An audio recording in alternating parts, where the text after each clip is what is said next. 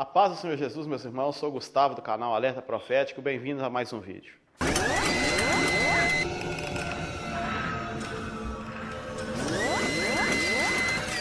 No vídeo de hoje estaremos respondendo uma pergunta que nos foi enviada, e a pergunta diz o seguinte: recentemente tem surgido uma doutrina que faz correlação das coisas espirituais com uma quinta medida que vai além das 4 medidas conhecidas pelo homem. Poderíamos chamar isso de uma doutrina bíblica? A base bíblica para este ensino? Então nós vamos falar um pouco sobre este assunto. O que argumenta este ensino? Esse ensino diz o seguinte, que tudo que há no mundo pode ser mensurado por 4 medidas. 3 medidas geográficas e uma medida temporal. As 3 medidas geográficas são altura, largura e profundidade. E existe uma medida temporal que é o tempo. Ou seja, então esse ensino diz que tudo que há no mundo pode ser mensurado por estas 4 medidas.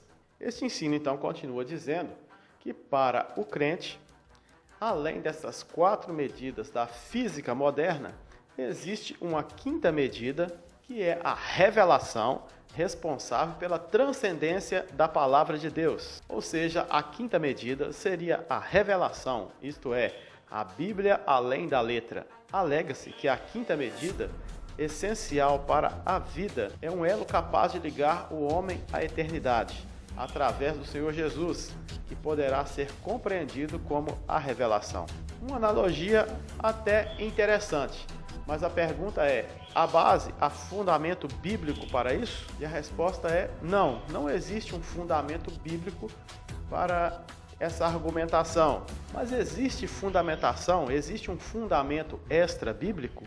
Sim, existe muita fundamentação extra-bíblica, ou seja, que não está na Bíblia, mas está em outros lugares. Existe um fundamento científico para esse ensino? Sim, existe um fundamento científico. Quando os filósofos, há muito tempo atrás, começaram a discutir sobre a origem da vida, do que era feita a matéria, surgiram então alguns homens que defenderam algumas teses. O primeiro deles foi Tales de Mileto, que ele defendeu que a água é o elemento principal que dá vida à matéria.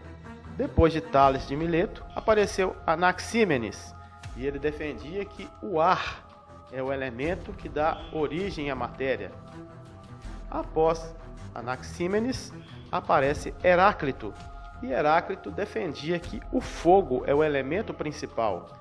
E após esses 3, surge então Empédocles, e Empédocles dizia que a terra é o elemento fundamental. Daí então surgiu-se aquela teoria dos 4 elementos que dão vida a todas as coisas. Daí o pensamento grego chegou a uma conclusão que existiam 4 elementos que geravam a vida, que geravam a matéria: o ar, a água, a terra e o fogo. Já o pensamento chinês divergiu um pouco do pensamento grego. Dizia que havia 5 elementos, e esses 5 elementos eram baseados nas energias vitais do corpo, baseado no Yin e Yang. Então, no pensamento chinês, havia 5 elementos que geravam a vida, que era o fogo, a terra, o metal, a água e a madeira. Porém, baseado no pensamento grego, a ciência começou a estudar a possibilidade de existir um 5º elemento. E esse 5º elemento passou a ser chamado de éter, o elemento que preenche todo o espaço vazio do universo, por onde a luz viaja através do vácuo. Então, através desse 5º elemento que seria o éter. Mas o tempo se passou e a ciência derrubou essa teoria sobre o éter. Porém, nos dias modernos, agora a ciência moderna voltou a falar sobre esse 5º elemento, mas não atribuiu ao éter, mas usou uma nomenclatura nova chamada de vácuo quântico. Vimos, portanto, em um primeiro momento, um fundamento científico-filosófico, mas existe também um fundamento científico baseado na física, e os físicos eles tentam comprovar a existência de uma 5ª dimensão. E a física diz que a primeira dimensão é a altura, a segunda é a largura, a terceira é a profundidade, a quarta o tempo, mas ninguém sabe qual é a 5ª dimensão. Isso se tornou popular no mundo da matemática quando um pesquisador alemão demonstrou em 1854 que poderia haver mais de 3 dimensões na geometria. Mais tarde, no mesmo século, um matemático britânico, fanático por ficção científica, projetou um hipercubo de 4 dimensões chamado tesserato. Um tesserato é um análogo de 4 dimensões de um cubo, assim como um cubo é um análogo tridimensional de um quadrado. E o tesserato ganha um papel de destaque nos quadrinhos da Marvel. Então já temos aqui 2 fundamentos. O primeiro fundamento é científico-filosófico, que busca um 5º elemento. Depois temos agora um fundamento da física, que busca uma 5ª dimensão. E agora nós temos um outro fundamento, que é a fundamentação ocultista. O ocultismo se apoderou dos argumentos científicos, unindo a ciência com o ocultismo. Então essa teoria sobre o éter, sobre o 5º elemento, passou a ser usada na bruxaria. Então a teoria dos 5 elementos. Na teoria dos 5 elementos da bruxaria, o éter passa a ser uma representação do espírito que transita entre todos os 4 elementos. Já no satanismo, o 5º elemento, nós temos aí neste pentagrama, nessa representação desse pentagrama, os 4 principados, os maiores principados: Beelzebul, Asmodeu, Astarote, Leviatã, que é um acróstico do nome Baal, e vemos aí o 5º elemento, que é Lúcifer. E cada um desses principados é responsável, tem uma ligação com um dos elementos criadores. Vejam bem, olha aí, o Leviatã está ligado ao elemento água, Beelzebul ligado ao elemento fogo, Astarote ligado ao elemento terra e Asmodeu ligado ao elemento ar. Lúcifer, então, seria o 5º elemento, que representa o espírito.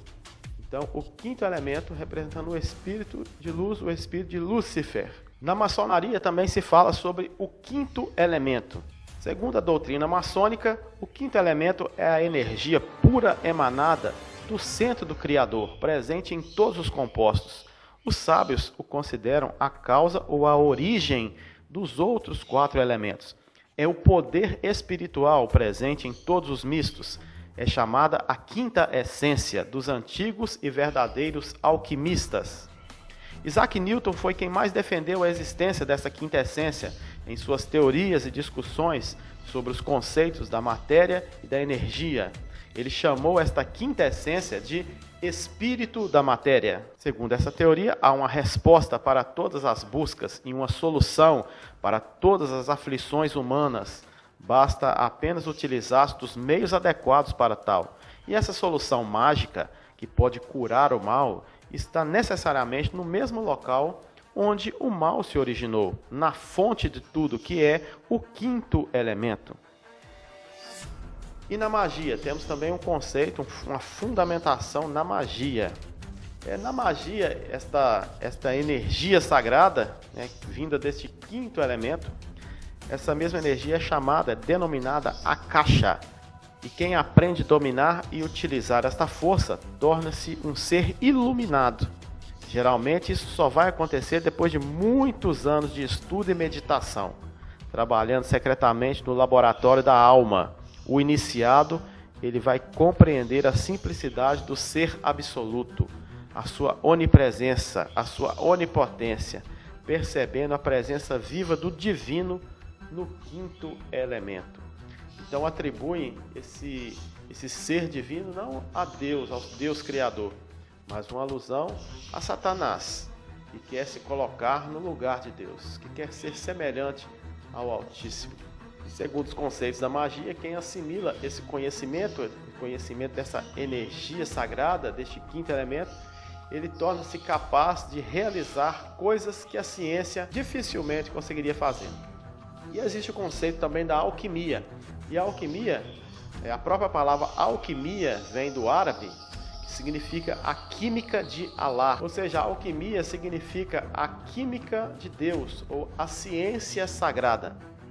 E aí está o segredo da pedra filosofal, do elixir da longa vida, apregoados pelos alquimistas como a chave para a transmutação. Um segredo revelado. Quem adquire o conhecimento sobre os 4 elementos pode fazer a manipulação da matéria com base na utilização dos 5 elementos, acrescentando o 5º elemento, o elemento divino. aos 4 anteriores, pode transmutar as coisas, transformar até mesmo chumbo em ouro, assimilar o poder do 5º elemento ou da energia cósmica criadora presente em todas as coisas. Para o alquimista, consiste na proeza do que chamam de realização de uma grande obra. Então, irmãos, qual a conclusão que chegamos?